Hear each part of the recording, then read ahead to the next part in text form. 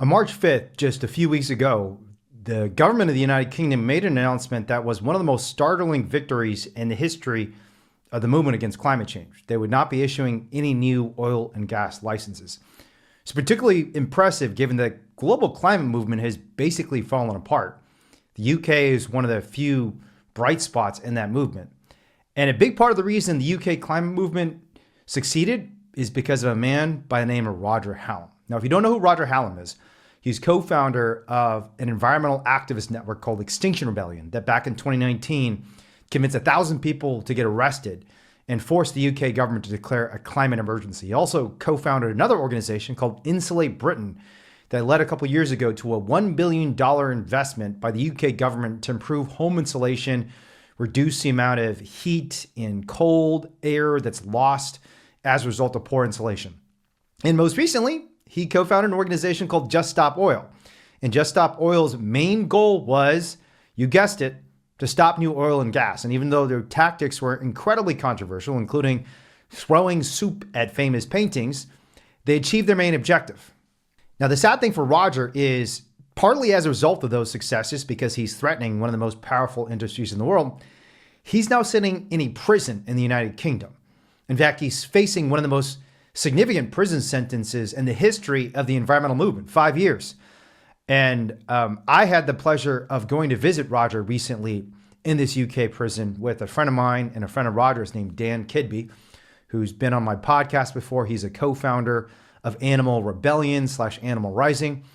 And we went to visit Roger because we wanted to cheer him up and tell him about how much we were excited about this newfound victory by the UK environmental movement and congratulate him on his successes. And instead, Roger told me to fuck off. So one of the first things he said was, everything's fucked. XR's fucked. JSO's fucked. The world's fucked. And we need to start getting serious and act with more desperation to create change. And my response to this was like, hold on a minute, Roger. Hold on. You realize he just won, right? There's no new oil and gas. What are you so? And he just interrupted me again and said, this is instrumentalist bullshit. I can't believe you're thinking this way. This is what's going to get us killed, Wayne. And then he immediately raised with me this concept that I had never heard of before, that I'm going to introduce to you, called crossing the chasm. So the idea behind crossing the chasm is that when you're trying to get adoption of some new idea, some new and challenging idea, it's a lot like crossing a huge chasm. And the first people that jump into the chasm, it's not going to go so well for them.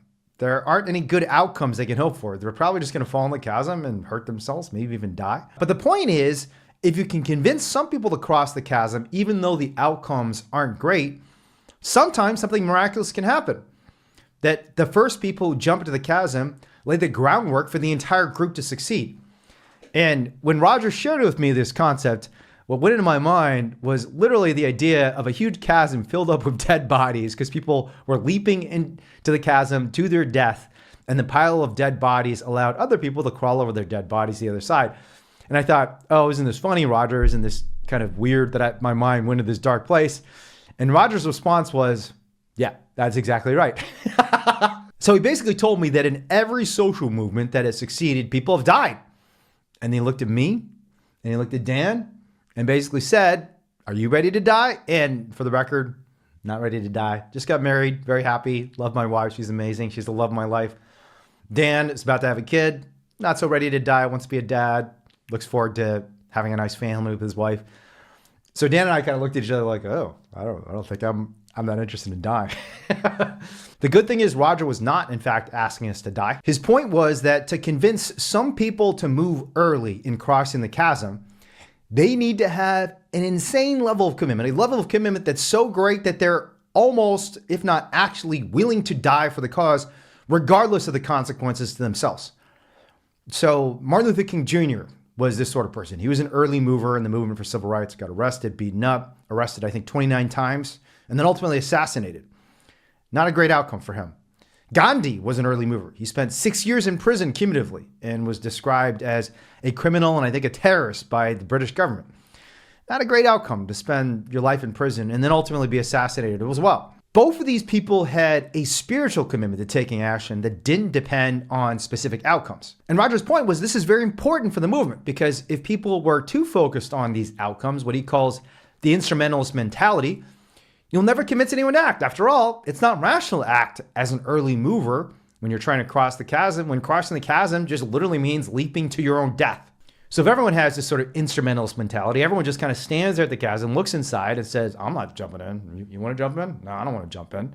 The outcome's terrible. So how do you convince people to move early and get to the point where the group as a whole can actually cross the chasm? Roger's point is you have to shift from instrumental mentalities to virtue ethics. Now, what is virtue ethics? Virtue ethics is the idea that sometimes you should act simply because it is the virtuous thing to do. It is brave, it is generous, it is kind, regardless of the outcomes. And one of the great ironies is that in some context, having a set of people, the early movers, who are motivated by virtue ethics, who don't actually care about outcomes, who are going to jump into the chasm regardless of what happens, is actually crucial to getting to the point where you can cross the chasm. Because the early movers establish a bridge for the rest of the people to actually cross. But that depends on you finding enough of these virtuous people so you can create a snowball effect.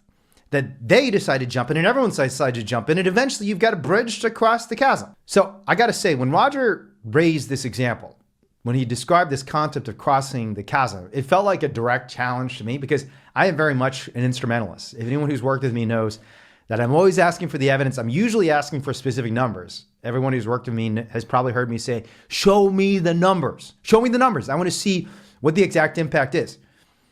But the point is that sometimes focusing on the exact impact of your actions, especially in the short term, is not actually good for creating impact.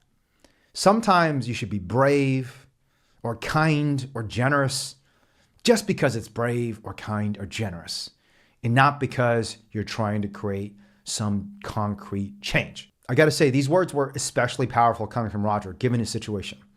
I've heard through the grapevine that prison has not had great impacts for him. And I could see this firsthand when I met him. He was kind of shuffling into the prison. It just felt like his legs were weak as a result of his now, I think, multiple years in prison. He's got a long time to come, potentially. He had all these things written on his arm because they weren't giving him pen and paper to use during his visit. We only got 2 hours with him, and he got shuffled right back in the jail cell.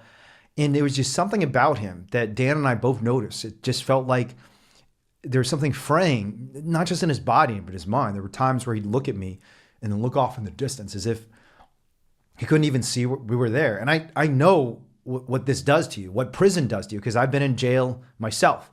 I've been in solitary confinement, and it does weird things to your brain. But there was something more important piercing through that suffering that Roger was experiencing, that outcome that wasn't great for him. And that was Roger's virtue. I felt this keen sense of courage and strength and bravery that just shined through every word that he said, that he was still willing to fight, not just willing to fight, excited to fight to make a better world for this planet and all of its living beings. And I just thought that was incredibly inspiring, and that there was a lesson there for us all. So let me just conclude by saying that Roger is stuck in prison partly because a UK court, despite ruling that his sentence was excessive and unlawful, has not succeeded on getting him out of jail. The governor of the jail says that because his case has too much, quote, media interest, they're not going to let him out. So his support team is asking everyone to write a letter, a physical mail letter, to the governor of the prison he's currently in Norfolk, UK. The details are on my Substack, simpleheart.org. Just look at the Substack with the title, Does Virtue Matter More Than Impact? And you'll see a link to this, or I'll put it in the comments on the YouTube, or if you're listening to this as a podcast, look at the show notes. There will be a link to the blog post where you can find the details for how to write to Roger. But I appreciate you all so much for listening to this. I'm glad to be creating some podcasts and video content again. Expect a little more from me now, because the Simple Heart is scaling back some of its training mobilization campaigns and focusing a little more on stuff like this. So hopefully you don't hate it. All right. Thanks, everyone. We don't have to hurt animals. You can protect them. We don't have to kill them. We can care for them. And that's who we're meant to be, right? That's who we are when we're at our best. We're caring for each other and for the other living beings of this earth and not hurting them.